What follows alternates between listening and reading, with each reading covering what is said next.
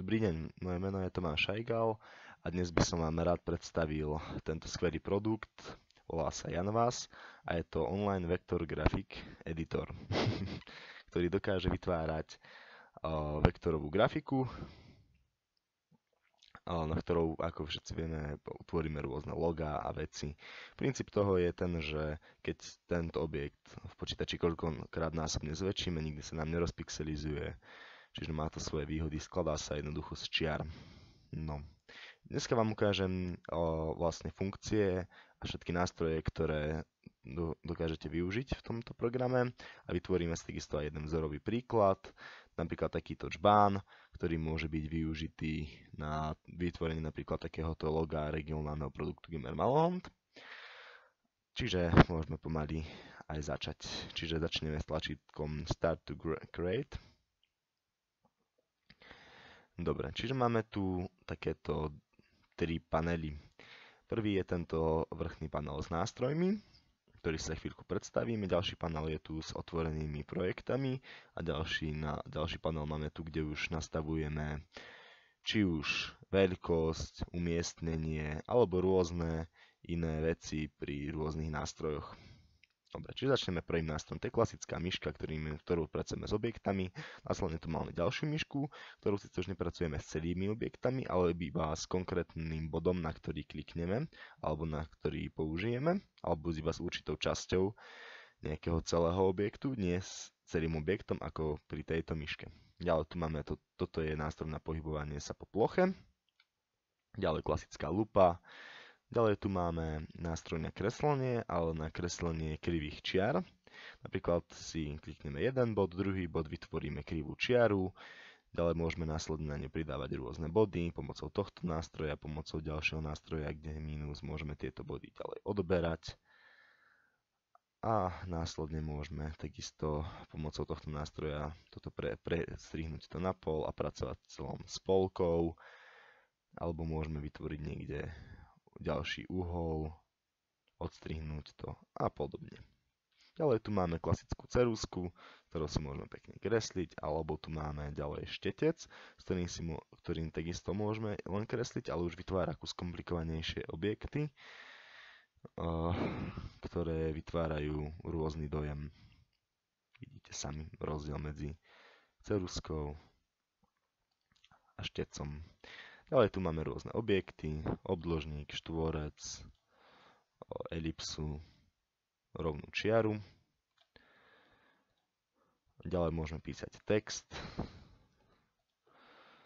Následne tu máme ďalej ešte takúto možnosť, čo sa volá, toto je určovač farby. Keď klikneme, tak on nám určí presnú farbu, akú práve používame. Ako napríklad vidíme, by nám ju malo zobrazovať. Vidíte, tu je biela, čierna. Takisto môžeme vytvoriť aj rôzny gradient tohto objektu. Keď si učíme, že má mať stred gradient, musíme si najskôr ho označiť. Učíme si, že má mať gradient, tak týmto nástrojom vieme ten gradient presne určiť jeho smer, jeho dĺžku a podobne.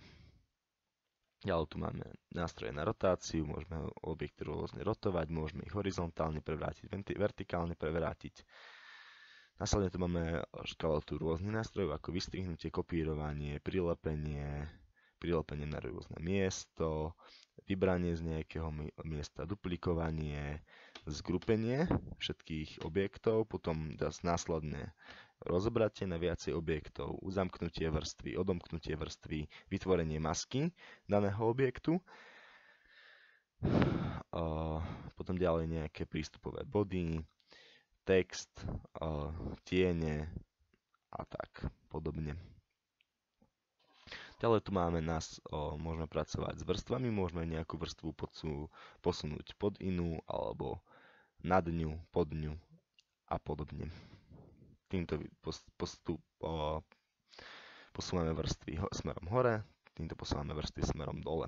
Tu máme takisto zarovanie naľavo, napravo a rôzne iné záležitosti. Krok späť, krok dozadu, vymazanie, tlačenie, nahranie na nejaké miesto alebo priamo na Google disk. Ďalej na tomto paneli sa nachádzajú takisto rôzne parametre, ako napríklad umiestnenie, veľkosť, rotácia, módy, ako sú napríklad, môže byť tučný, overlay presitný, color highlight, tvrdé svetlo, slabé svetlo a podobné rôzne nástroje, ktorými vieme dotvárať grafiku. Takisto hrúbka čiary, môžeme pridať nejaký HTML súbor, môžeme pridať nejaké IDčko, môžeme pridať nejaký CSS súbor, rôzny iný link a podobne rôzne záležitosti. Takisto tu môžeme narábať s farbami, gradientami, rôznymi vzormi, alebo nemusí mať žiadne pozadie, takisto hrúbka, priesvitnosť. Dobre. Tieto objekty sme si len vytvárali len na predstavenie nástrojov, čiže ďalej sa poďme pozrieť na vytvorenie konkrétneho objektu alebo konkrétneho projektu, ktorý má vyzerať po dokončení nejako takto. Čiže začneme s najzákladnejšou časťou a to je jeden klas. Dobre, na klas budeme potrebovať zo začiatku ohnutú čiaru, ktorú si vytvoríme pomocou tohto nástroja.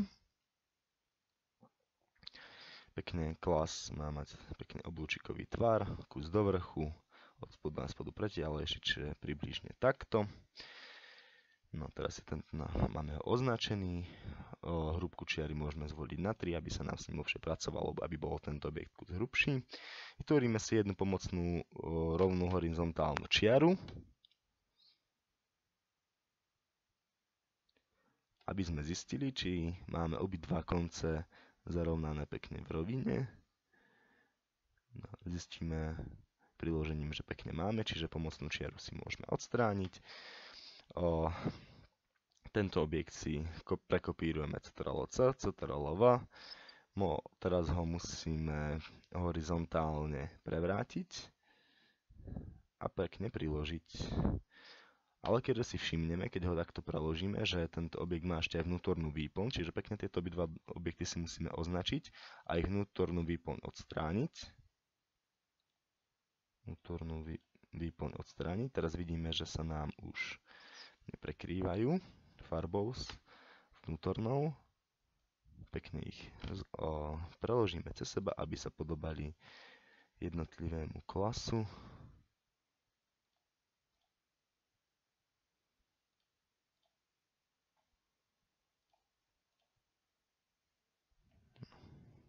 Tak, napríklad.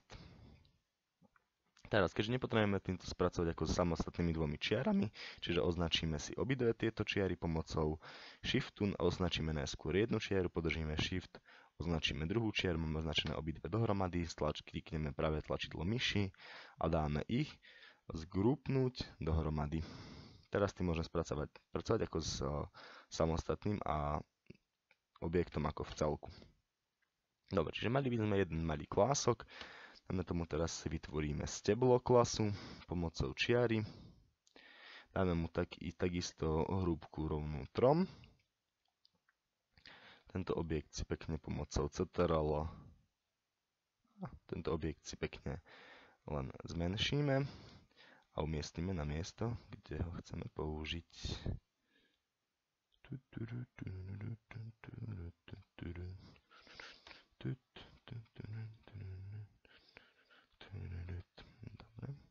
Teraz si tento objekt označíme, začneme ho pekne kopírovať, rotovať a ukladať na miesto, aby nám vznikol pekný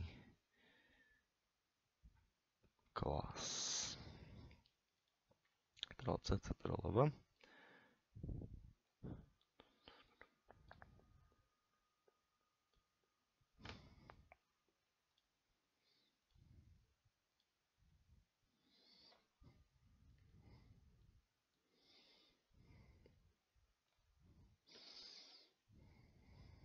Označíme si všetky 3.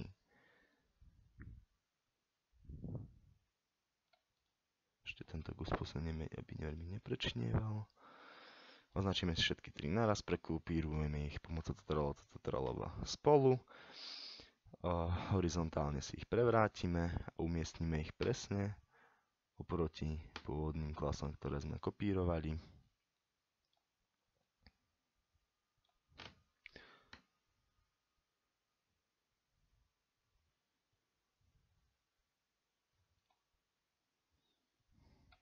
Čím vytvoríme pekný klas.